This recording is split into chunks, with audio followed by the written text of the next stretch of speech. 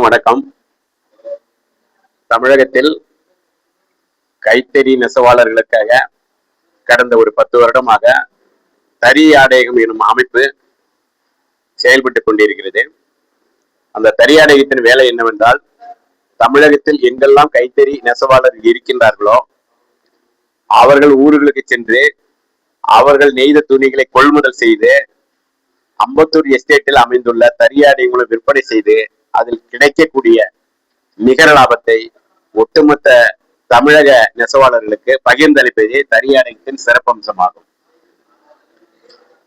கடந்த ஒரு 7 வருடத்தில் ஏறத்தாழ 1 கோடி ரூபாய் அளவுக்கு கிட்டத்தட்ட ஒரு 1000 பேருக்கு ஊக்கத்தொகை கொடுத்துள்ளோம். அது மட்டுமின்றி தறியாடையத்தின் சார்பாக உலகத்தில் எங்கேயுமே நிகழாத தறி நெசவாளருக்காக ஒரு பட்டிமன்றத்தை 2024 நடந்தது ஒரு பெருமைக்குரியது. பண்ணி அந்த ஒவ்வொரு வருடத்திற்கு கிடைக்கக்கூடிய ஈவுத்தொகை அதை வட்டியை மாவட்ட வாரியா நாங்க கொடுத்துன்னு இருக்கோம். இது ஒரு மற்றொரு செயல். இப்ப தறி நெசவாளர்களுக்கு எப்பயுமே எந்த ஒரு இண்டஸ்ட்ரியாக இருந்தாலும் சரி, எந்த ஒரு தொழிலாக இருந்தாலும் சரி, அதை இயர்லி ஒரு தடவை ரெவியூ பண்ணணும். அதுதான் ப்ராஜெக்ட். அது பத்திரிகை துறையாக இருந்தாலும் சரி, விவசாயத்துறையாக இருந்தது, கைத்தொழில், மில்தறி, ஏஐ எதுவாக இருந்தாலும் சரி, அது எவரி அந்த காஸ்டிங்லாம் ரெடி பண்ணுவாங்க. அதுக்குத்தான் கவர்மெண்ட்ல ஒரு பட்ஜெட் வருஷத்துக்கு ஒரு தடவை போடுவாங்க. ஸோ எவ்வாறு உழவர்களுக்கு, அதாவது விவசாயத்திற்கு தனி நிதிநிலை பட்ஜெட் இருக்குதோ அது போல ஏறத்தாழ 1 கோடி பேர் உள்ள அந்த நெசவு தொழிலுக்கு தனி நிதிநிலை பட்ஜெட் வேண்டும், அறிக்கை வேண்டும் என்றது. அதுதான் இந்த பிரதான கோரிக்கை. ஒட்டுமொத்த நெசவாளர்களுக்காக தறியாடத்தின் கோரிக்கையை, நெசவு தொழிலுக்கான தனி நிதிநிலை அறிக்கை தேவை. இந்த சட்டமன்றத்தில் தமிழக முதல்வர் எங்களுடைய கோரிக்கையை செவிமடுத்து இந்த கோரிக்கையை நிறைவேற்றுவார் என்ற நம்பிக்கையுடன் இந்த கூட்டத்தை தொடங்குகிறேன்.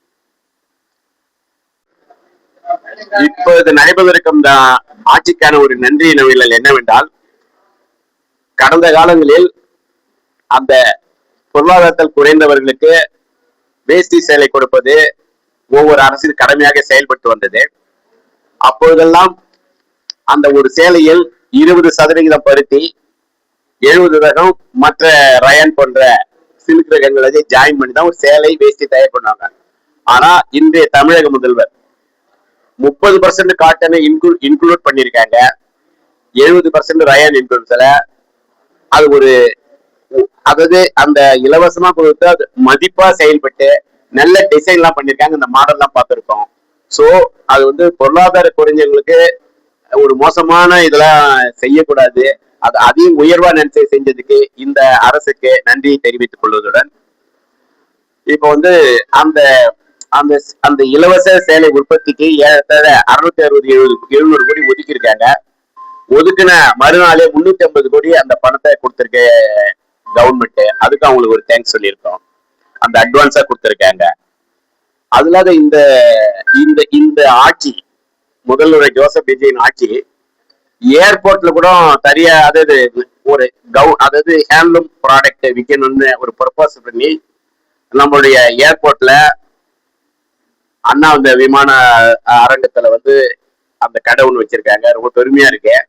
உலகம் பூரா இது தனியா பிராண்ட் வச்சு எக்ஸ்போர்ட் பண்ண போறேன்னு ஒரு அறிவிப்பு சொல்லியிருக்காங்க. அதை அவங்க பண்ணாக்கா அவங்களுக்கு தறியாடைக்கு சார் நன்றியை தெரிவித்துக் கொள்வதுடன், அதுல ஒவ்வொரு மாலில் இருக்க பெரிய பெரிய ஜவுளி கடையில, பெரிய பெரிய மால்ல அதாவது கைத்தறி துணி தான் விற்கணும்னு பண்ணி சென்னையில 2 இடத்த ஓபன் பண்ணிருக்காரு கைத்தறி துணி அமைச்சர் விஜய் பாலாஜின்னு. அவங்களெல்லாம் நெசவாளர்கள் சார்பாக நாங்க நன்றி கலந்த வணக்கத்தை தெரிவித்துக் கொள்கிறோம். இந்த சூழ்நிலையில கடந்த ஒரு வாரத்துக்கு முதல் எங்களுடைய கோரிக்கை, தனி நிதிநிலை அறிக்கை நெசவு தொழிலுக்கு தேவை என்பதை மாண்புமிகு அமைச்சர் விஜய் பாலாஜிக்கு நாங்கள் கடிதம் கொடுக்கக்குள்ள அவர் இந்த கோரிக்கை ரொம்ப நல்லா இருக்கு, இதுக்கு இந்த உங்களுடைய கோரிக்கையை முதலமைச்சர் செயலகத்துக்கு நாங்க அனுப்பி இதுக்கு உண்டான ஆவணம் செய்யணும்னு ஒரு உறுதி கொடுத்திருக்காரு. அதுக்கும் ரொம்ப சந்தோஷமா இருந்தது. சட்டமன்றத்துக்கு போக 2-3 மினிஸ்டர் பார்க்கக்குள்ள அவங்களாம் கொஞ்சம் ஆதரவா பேசுறாப்புல ஒரு நிலைமை இன்றைக்கு இருக்கு. அதுக்கு சந்தோஷம். சோ கடந்த காலங்களில் ஆட்சி செய்தவர்கள் நெசவு தொழிலுக்கு கொஞ்சம் செய்தாலும் ஆனா நிறைய செய்யாத விட்டது ஒரு மனக்குமரலும் நெசவாளர்கள் மத்தியில் இருக்கு. இவங்க கிட்டத்தட்ட 12 மணி நேரம் வேலை செஞ்சாலும் இவங்களுடைய வருமானம் வந்து 6000 தாண்டதே கிடையாது. அப்படியாப்பட்ட ஒரு படு கஷ்டத்துல தான் அவங்க இருக்காங்க. அதனால அவங்களுக்கு எல்லாம் அவசியம் இந்த அரசை நம்பி இருக்க நெசவாளர்கள் தான் உதவி செய்யணும் நாங்க இங்க ஒரு கோரிக்கை கொடுக்கிறோம் நாங்க.